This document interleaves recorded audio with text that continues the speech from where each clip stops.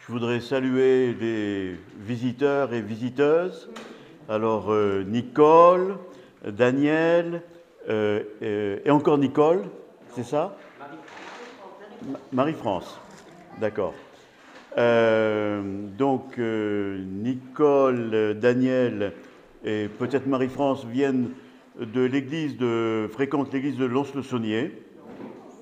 Ici, bon, ok, d'accord. Et donc, Nicole fréquente aussi l'atelier Bible au Café Co avec Yvette. C'est Yvette qui est... Ah, d'accord, ok. Et Nicole a amené plusieurs personnes avec elle et qui participent maintenant à l'atelier Bible.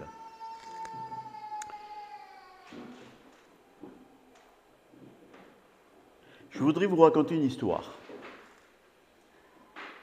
L'histoire d'Arthur Geswain. L'histoire que je vais vous raconter est tirée du livre Persécuté mais non abandonné. C'est le témoignage vrai de Arthur Geswain. Arthur Geswain est un chrétien ukrainien qui vivait à l'époque communiste et qui a vécu une persécution terrible à l'époque de Staline. Geswain était marié avec une chrétienne et il avait des enfants. Il était aussi pasteur d'une petite église bien vivante, évangélique, mais interdite par l'État.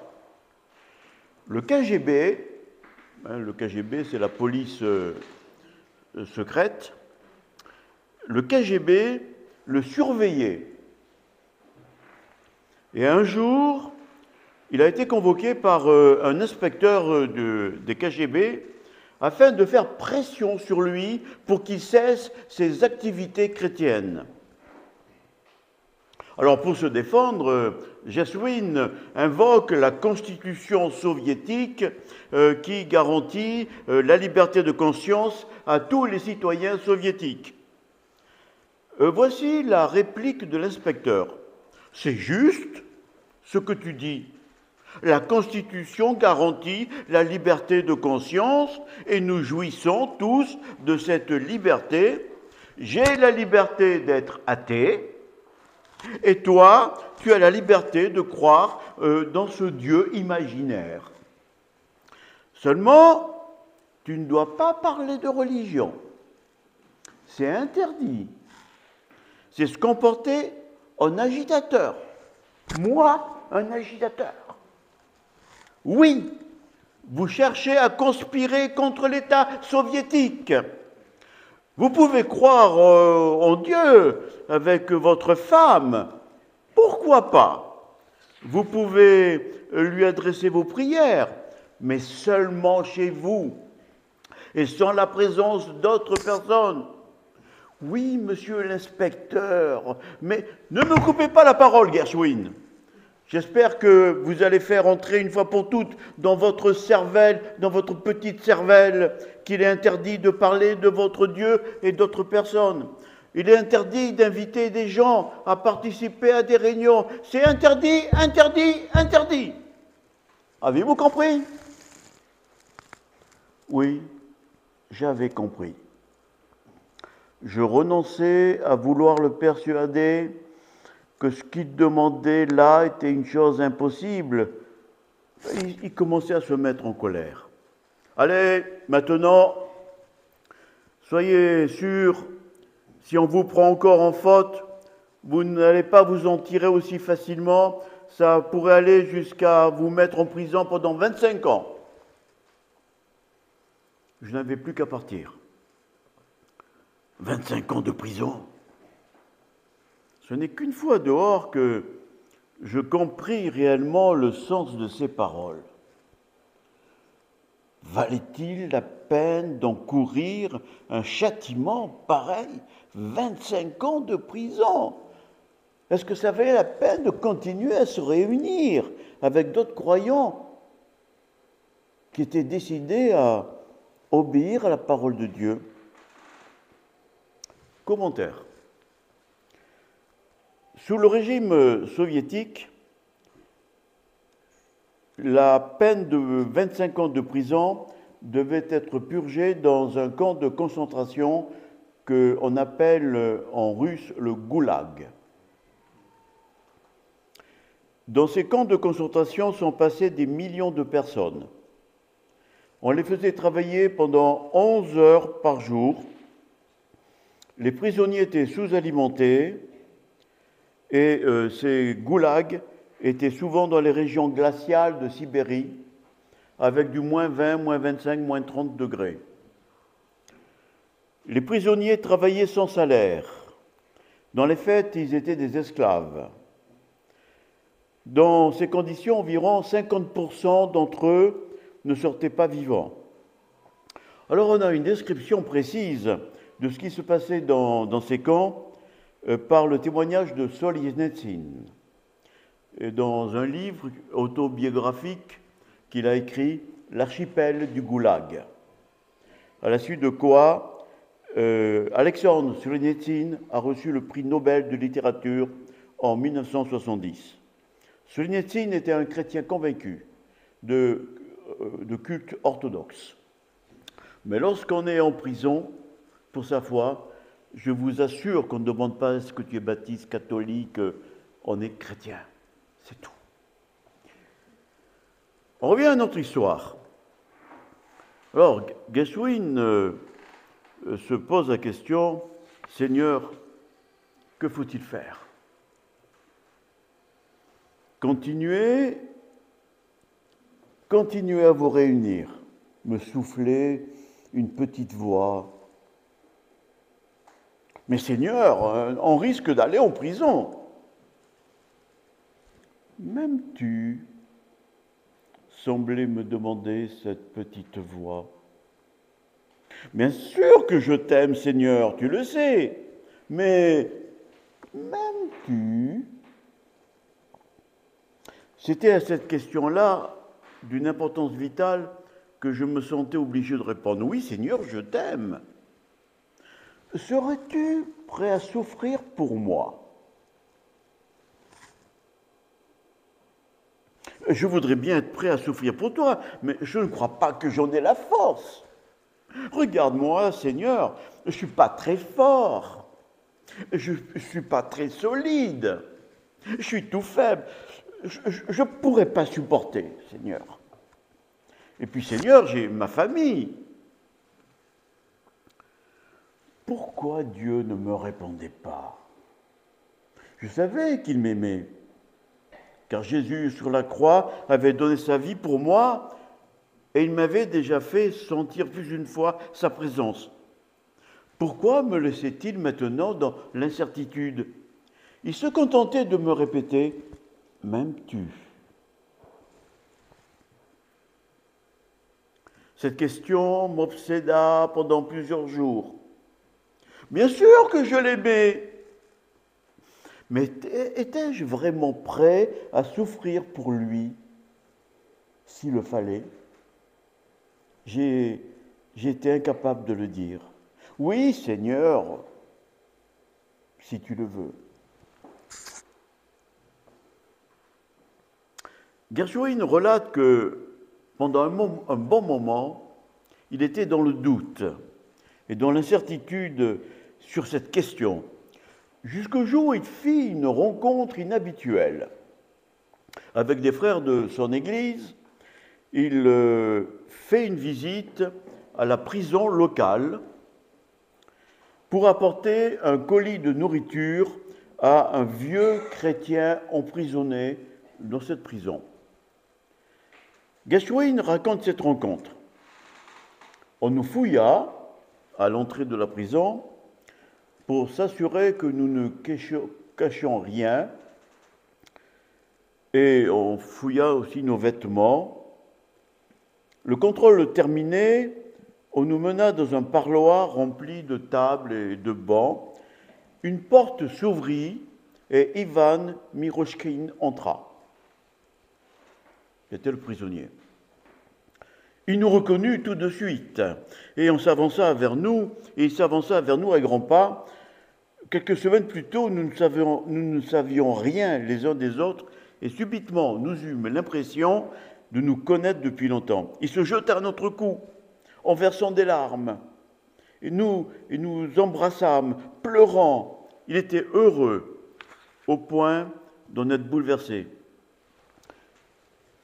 Il y a bien longtemps, me disais-je, que personne ne l'a attendu au parloir.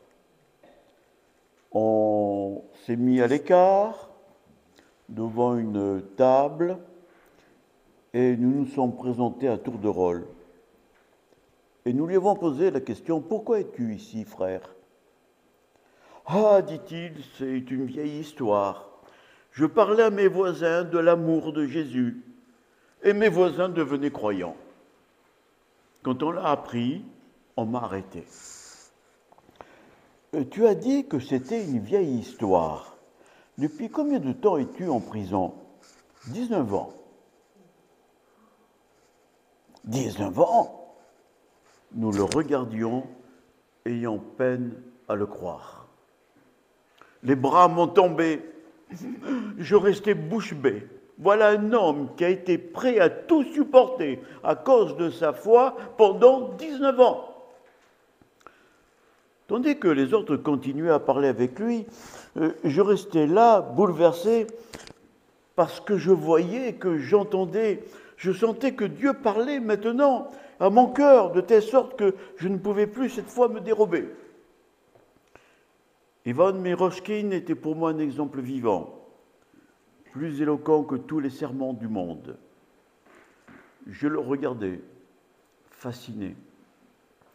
Son apparence extérieure n'avait pourtant rien d'attrayant. Il était mal habillé, il était sale.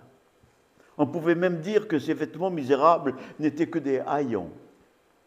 Son visage, brûlé par le soleil, était creusé de rides profondes. Sa peau ressemblait à du cuir tanné.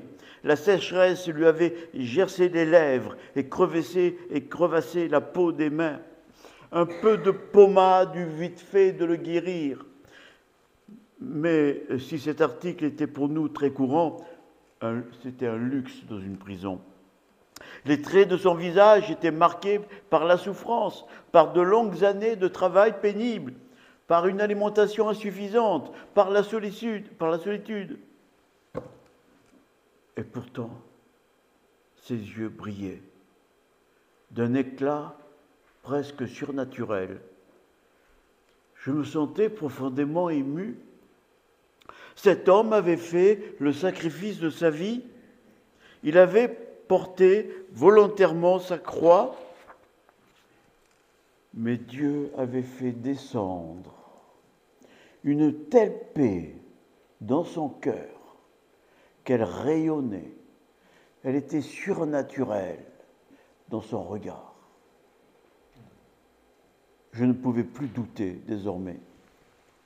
C'était aussi pour moi que Dieu avait ménagé cette rencontre avec Ivan Miroshkin, car il me préparait à accepter quelque chose dont je m'étais jusque-là toujours défendu.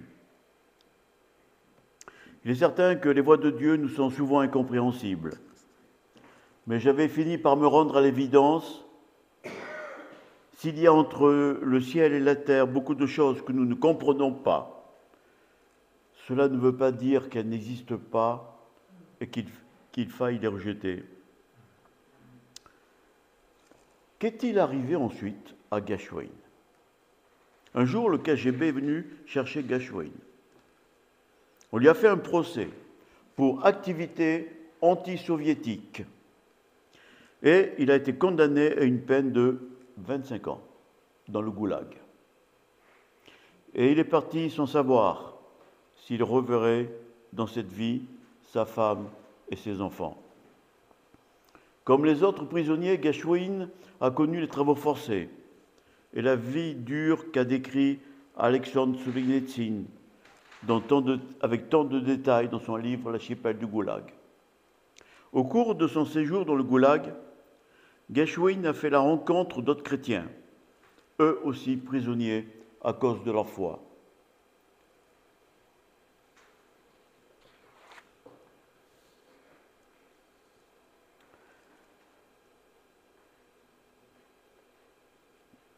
Je saute un passage finalement trop dur de ce qu'il a vécu. Finalement, Gershwin sera l'objet d'une amnistie et il put sortir du goulag et retrouver les siens. Je ne sais pas au bout de combien de temps. Quelque temps plus tard, il a même pu sortir de l'Union soviétique avec sa famille et émigrer en Occident où il a publié son livre « Persécuté mais non abandonné ». Je pense que cette histoire nous émeut. Et tout à l'heure, on a chanté « Entre tes mains, j'abandonne ». J'aimerais bien qu'on rechante maintenant ce cantique en pesant ce que nous avons chanté. On peut ?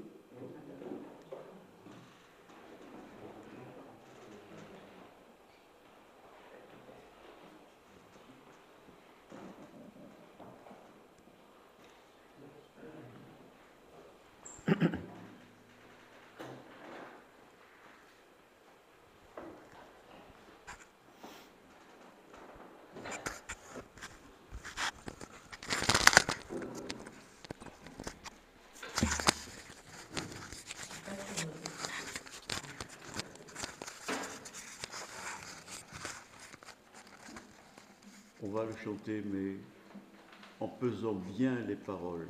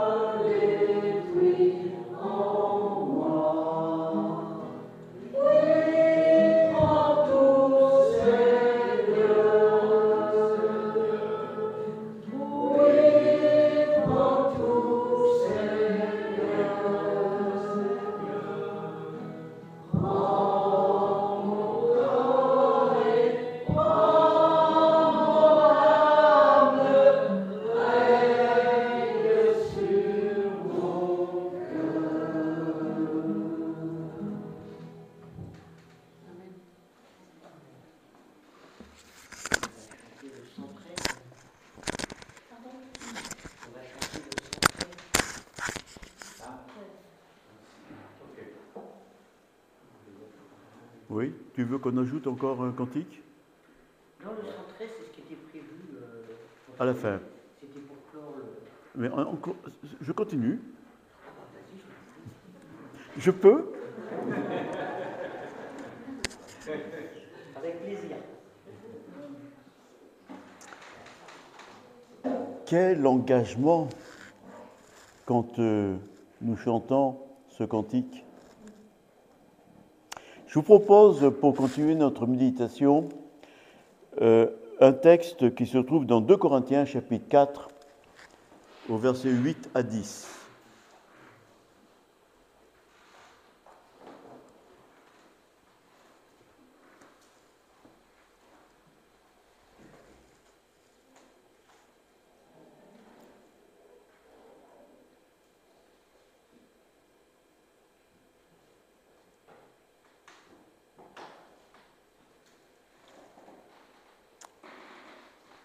Il y a Michel qui tourne les pages là.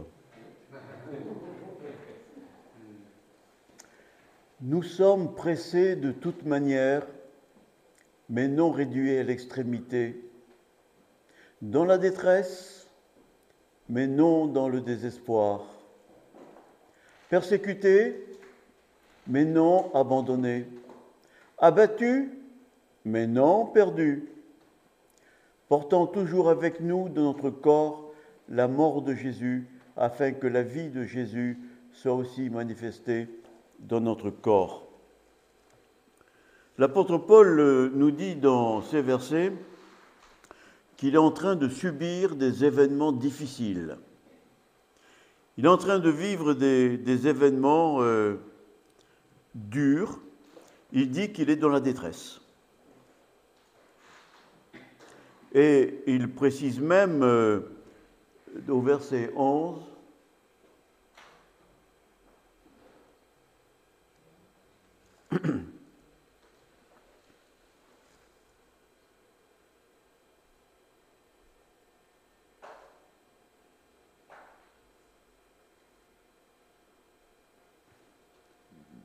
nous sommes sans cesse livrés à la mort à cause de Jésus. Et il donne quelques exemples de ce qu'il subit avec des mots terribles. Persécuté, abattu.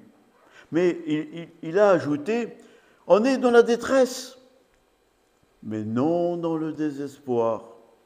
On est persécuté, mais non abandonné. On est abattu, oui, mais non perdu. Ce sont des déclarations qui nous émeuvent. On a l'impression que la force de caractère de l'apôtre Paul fait qu'il ne s'avoue pas vaincu. Il prend position fermement face à l'adversité. C'est vrai que j'ai tous ces problèmes autour de moi, mais je veux faire confiance au Seigneur. Voilà ce qu'il nous dit. Alors, on aimerait bien connaître le secret de l'apôtre Paul. Qui n'aurait pas paniqué dans la situation qu'il vit? Est-ce qu'on n'aurait pas paniqué dans la situation qu'a vécue Gaswain, dont on a entendu l'histoire tout à l'heure? Qui n'aurait pas fui devant le KGB? Qui n'aurait pas jeté l'éponge? Et dans la Bible, eh bien, oui, il y a même des géants de la foi qui, à un certain moment, eh bien, ont eu des moments de doute, voire de la dépression. On pense à Moïse. À un moment, il a décidé de tout balancer. On pense au prophète Élie. On pense à Jérémie, qui a dit « Maudit soit le jour où je suis né ». Mais l'apôtre Paul tient bon. Quel est son secret?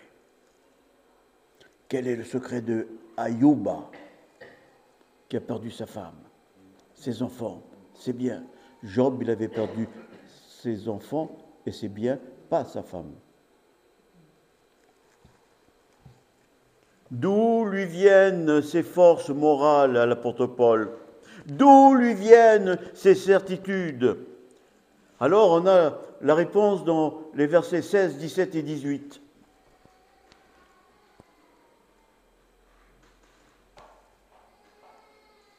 De Corinthiens 4, verset 16.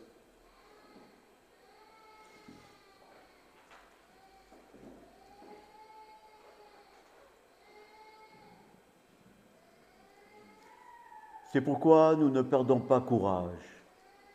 Et lors même que notre homme extérieur se détruit, notre homme intérieur se renouvelle de jour en jour. C'est ce qu'avait constaté Gershwin en regardant Ivan Miroshvin. Il avait constaté que cet homme extérieurement était détruit, mais il avait une vie intérieure extraordinaire.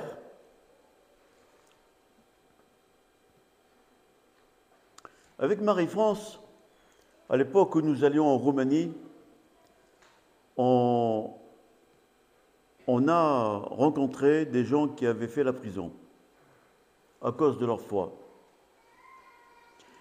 Et on a entendu à plusieurs reprises, les gens disent, alors qu'ils sont en liberté, je suis dans la mélancolie des temps que j'ai passés en prison. Et même un a dit, des fois j'aimerais repartir en prison. Parce qu'il y avait près de moi le Seigneur. J'étais en prison, mais le Seigneur était avec moi.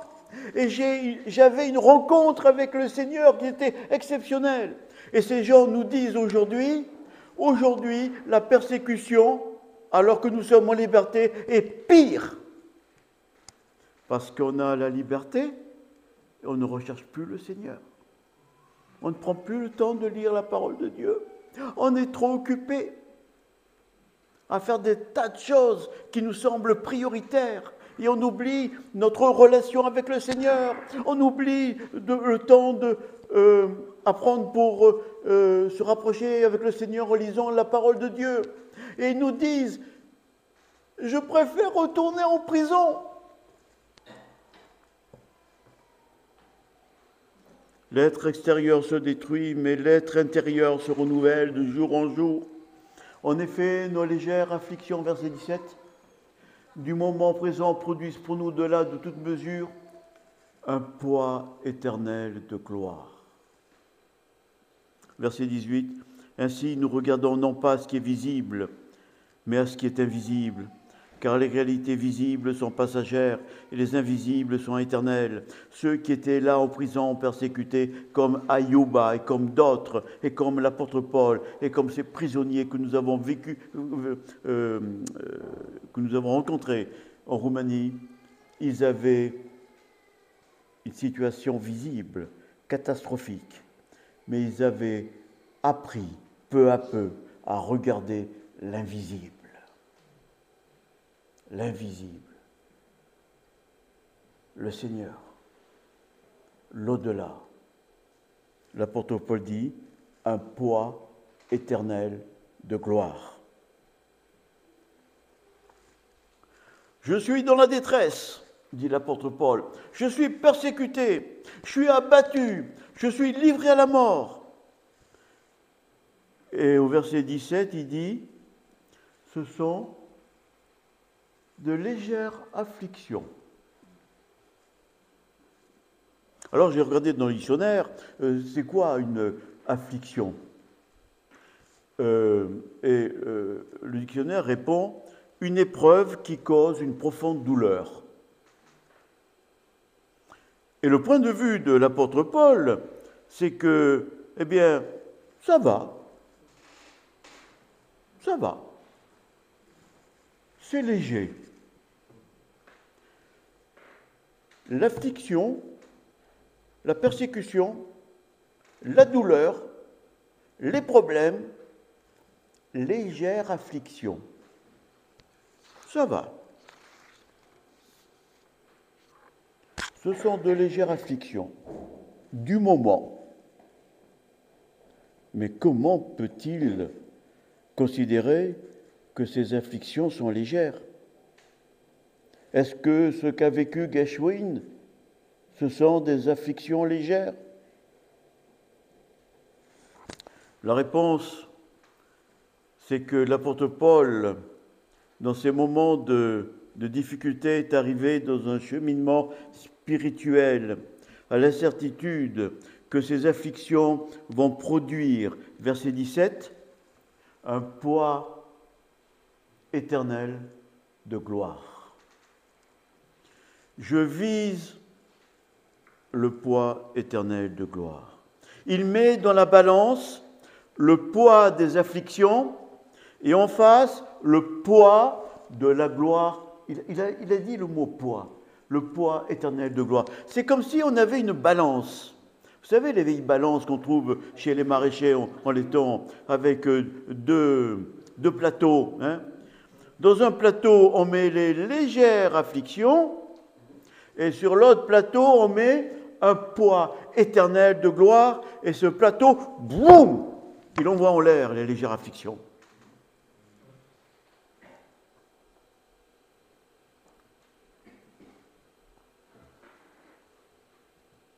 Alors c'est vrai qu'au verset 16, notre homme extérieur se détruit. C'est vrai qu'il y a la souffrance, il y a l'opposition à notre foi, ça peut nous atteindre notre corps, ça peut atteindre notre liberté. Notre homme extérieur se détruit. C'était le cas de Ivan Miroshkin quand il s'est présenté. Il était, vous vous rappelez la description? Il faisait peur. Mais en même temps, les épreuves de la vie font que Dieu travaille dans notre vie. Et de ce fait, notre homme intérieur se renouvelle de jour en jour. Ce verset nous fait aussi penser à ce que dit l'apôtre Jacques au chapitre 1. Mes frères et sœurs, considérez comme un sujet de joie complète les diverses épreuves auxquelles vous pouvez être exposés. J'ai proposé une fois dans un groupe